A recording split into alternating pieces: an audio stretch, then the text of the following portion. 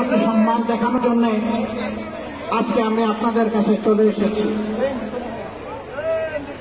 পীরগঞ্জের আপামর জনগণ, আজকে এখানে কোনো জনসভা নয়, কোনো মিটিং নয়, অন্তরে দ্রোহ, অন্তরে আগুনের জ্বালা, 15.5 বছরের গোটা জাতির উপর নির্যাতনের কষ্ট নিয়ে আজকে আপনাদের সামনে হাজির হয়েছি। এই 15.5 বছরে ইতিমধ্যে আমাদের জীবন থেকে 32টা ঈদ বিদায় নিয়েছে, কিন্তু বাংলাদেশের মানুষ ঈদ উদযাপন করতে পারে না।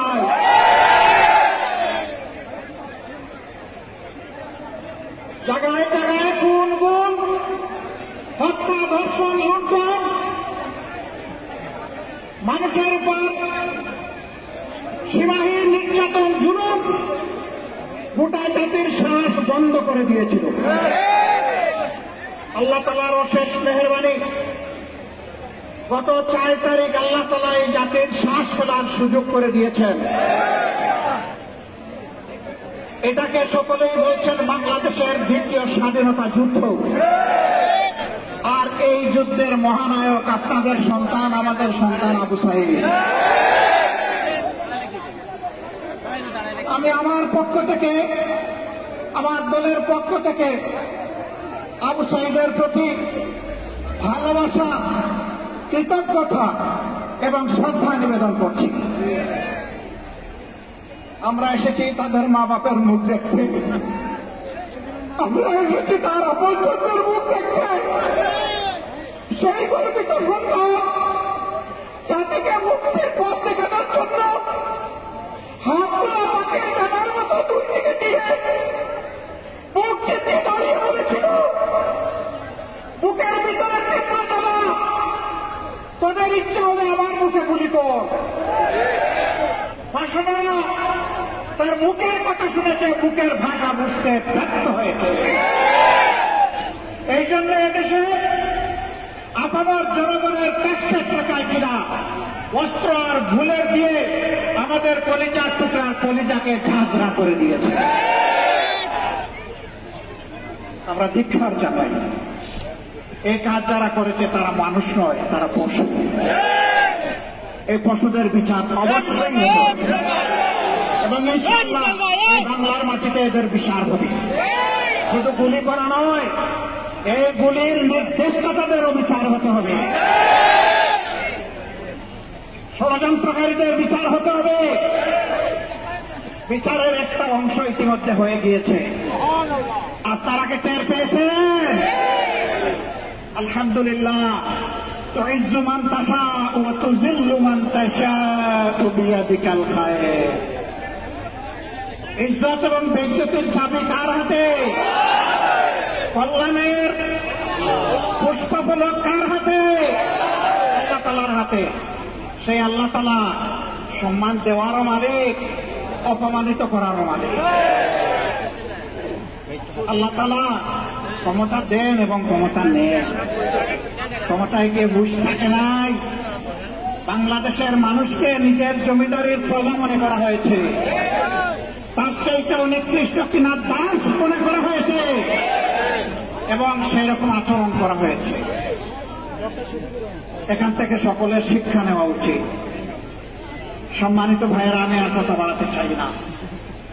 আল্লাহ এই মাটিকে ইতিহাসের অংশ বানিয়ে দিলে এই গৌরব শুধু আপনাদের এই সন্তান, এই মুক্তিযুদ্ধের মহানায়ক, তার পরিবার চেয়েছে তাকে বীর ঘোষণা দেওয়া হোক।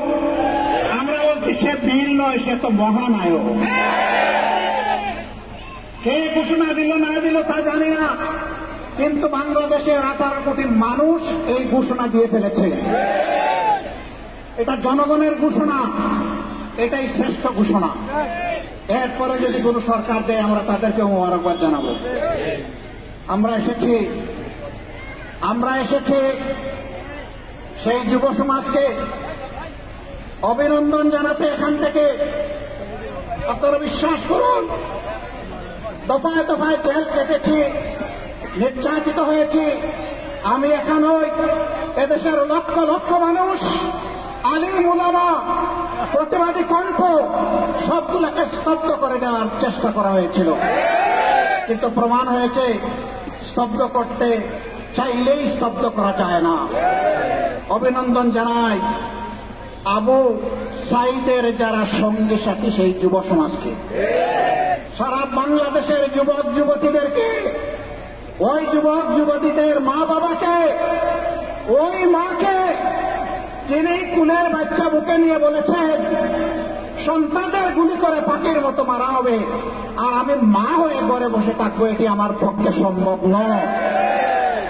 আলহামদুলিল্লাহ, এটি ছিল জনতার অভূতপূর্ব উত্থান, এবং সেই গণ উত্থানে আল্লাহর শপথ 15.5 বৎসরের জমায়েত, জঞ্জাল, জুলুম বেঁচে গিয়েছে এবং চিরদিনের জন্য বেঁচে যাবে ইনশাআল্লাহ।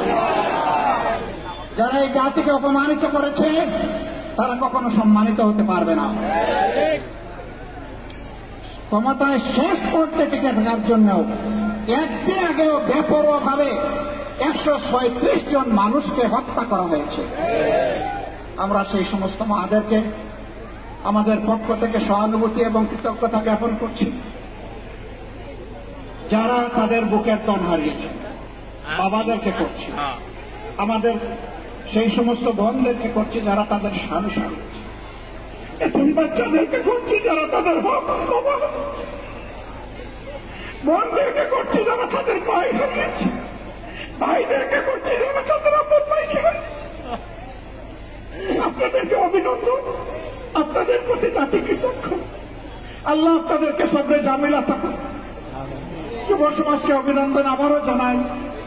এক কৃতিত্ব ভাই তোমাদের, এই জাতি তোমাদের জন্য চিরদিন তোমাদের কাছে ঋণী থাকবে ইনশাআল্লাহ।